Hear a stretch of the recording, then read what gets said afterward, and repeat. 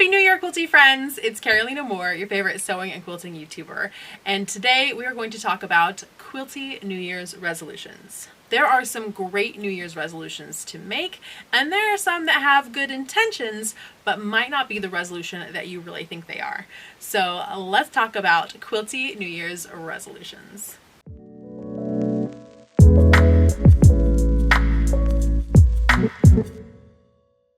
Probably the biggest resolution in the world is I'm going to go on a diet this year. And quilters have a similar New Year's resolution, which is I'm going to go on a fabric diet. I'm going to do a no spend, whether it be a no spend January, a no spend November, a no spend 2025, whatever it is. Quilters say I have a sewing room full of stuff. I'm not buying anymore. And it sounds like a great resolution, but friends, what happens when we starve ourselves of good food? We get grumpy. So what happens when we starve our creative selves of good tools and good fabric? Could it be that our creative selves get grumpy too? If you're not inspired, how are you going to have fun? Because quilting is a hobby and hobbies are supposed to be fun. And if you're sucking the joy out of it for the sake of making a random resolution, maybe that's not the right resolution to make. So think about, why are we making this resolution? Are we making this resolution because we want to use our stash? So maybe instead say, I want to focus on my stash. I want to make sure that at least one piece of stash fabric is in every project that I make from here on out, right? That's doable. That's bite-sized. We're going to chunk away at that stash rather than forcing us to use fabric that we bought 4 years ago and maybe we don't love anymore, right? Maybe it's time to do a destash. Go through your fabric and you can sell it online, or you can do a fabric trade with your friends. It is a great resolution to say, I want to hang out with my friends more in 2025, and so I'm going to have excuses to go hang out with them. Let's do a stash trade where we show up with our fabric and we trade with one another to get new fabric that we love in exchange for that fabric that we don't have passion for anymore. Also, when we do a no spend, it could mean that you are hurting the quilty economy. Now, the quilty economy is not owed your money. The quilty economy needs to deserve your money every single time. So I'm not saying that you have to spend your dollars in quilting because you owe it for some reason. That's ridiculous and absolutely not. We're not saying that here. But if you have a quilt shop, a local quilt shop, that you count on for things like thread, needles, pins, that you count on to be there. If you decide to do a no spend 2025, is that quilt shop going to be there when you need them again in 2026? And the answer is maybe not. So if you want to say, okay, I want to focus on using my stash because I have bought up a bunch of fabric and I don't, I love this fabric, so I don't necessarily need to buy more fabric. Look at other ways that you can support your local quilt shop. So that could be, I'm going to focus on taking classes at my local quilt shop in 2025, and I'm going to use my stash fabric to do that. So think about the reason why we're making the resolution, any negative consequences of the resolution, and how you can make that resolution stronger. One that you want to stick with, because gosh, I want to go to my local quilt shop and take classes with my quilty friends over and over again all of 2025. What I don't want to do is not buy new things for the sake of just not buying new things.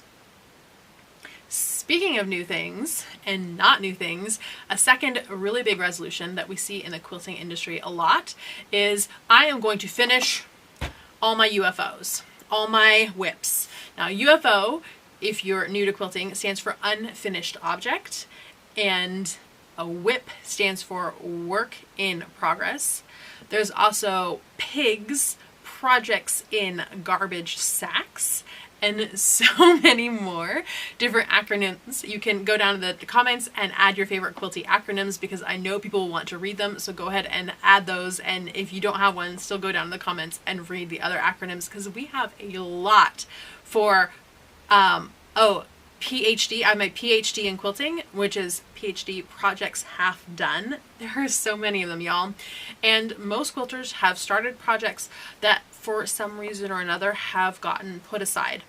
Some of them have been put aside, and some of them have been abandoned. And it's good to identify which ones are the ones that we've put aside that we want to do at some point. For example, I have right over there a bunch of fabric for a wildflower bouquet quilt that I want to sew up. The fabric is right there. That has been put aside for over a year now, but I still want to make it. It is right there, and it has only been put aside. It has not been abandoned. And I have other projects that I just don't have any passion for anymore, and those are abandoned. So I think that it's great to say, for the ones that have been put aside, I want to bump those up on the list for this year. But for the ones that have been truly abandoned, again, quilting is our hobby. To torture yourself through a project that you hate, that you have no passion for anymore, just because past you bought the fabric and now you're stuck with it. In the business world, we have a name for stuff that past you did and spent money on that current you is stuck with, and we call that a sunk cost. You've already spent the money. You can't unspend the money. So why spend good time or good money encouraging the sunk costs that you already have? Move on. So again, I say invite your friends, get together, bring all those abandoned projects, not the ones put aside that you still love, but the abandoned projects, and do an exchange.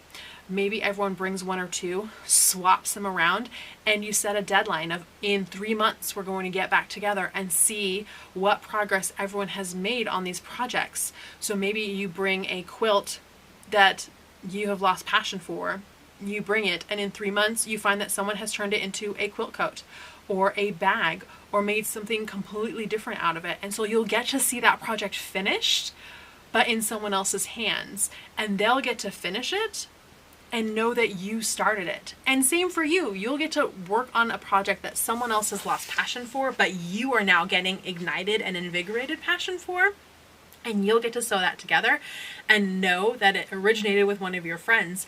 So it's like you co-worked on a project with one of your friends, and it makes it that much more special.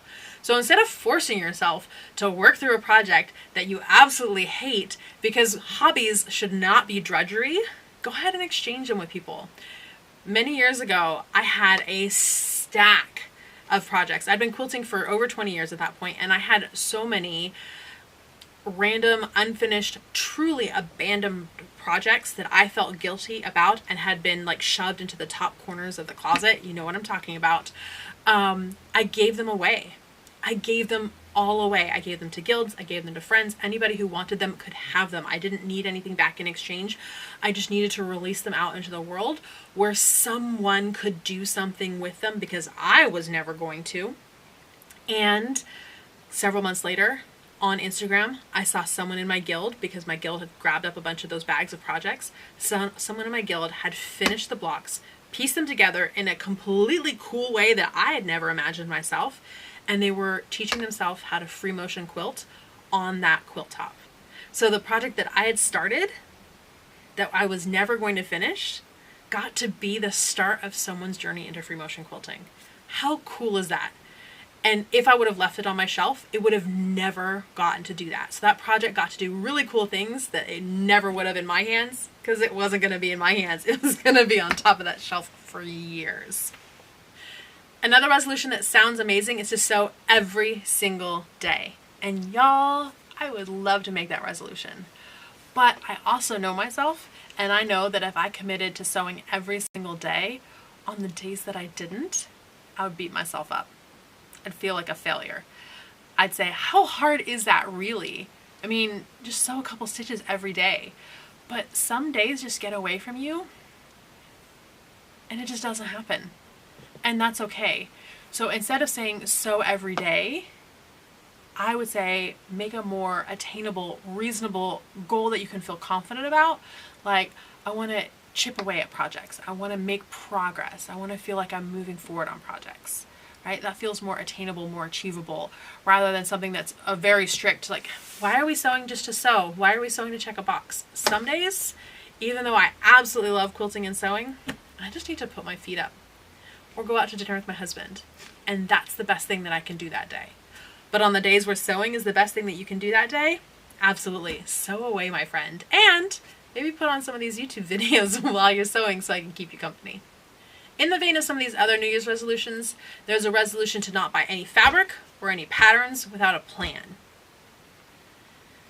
And I can understand the sentiment behind that because I have enough fabric and patterns here in my studio to keep me busy for a while. But again, we need to keep that creative spark inspired. And if we see a pattern that we love, patterns are not incredibly expensive. Pick up that pattern. If you see fabric that you love, fabric is cyclical and it might not be there the next time you shop. So if it's fabric that you truly love, you may want to snatch it up while you can. And even if you don't have a pattern in mind for it, I can't tell you, I'm sure you've seen it too in the Facebook groups where people say, I was at this quilt show and I saw this amazing quilt and I didn't buy the pattern and now I'm regretting it, and does anyone know?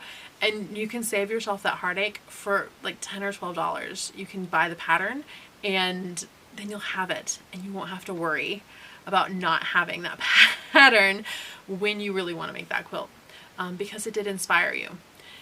And the great thing about patterns and fabric is they don't go bad. Fabric will last generations. Patterns will as well. So if it inspired you today, you may truly love it tomorrow. And if you don't, you can always go back to the first resolution and do a trade with your friends to exchange it for some fabric that you love. And that way they'll have some fabric that they love in exchange. And of course they'll love it because you loved it at one point too, right? All right, friends, I hope that has given you a new way to look at New Year's resolutions for quilters.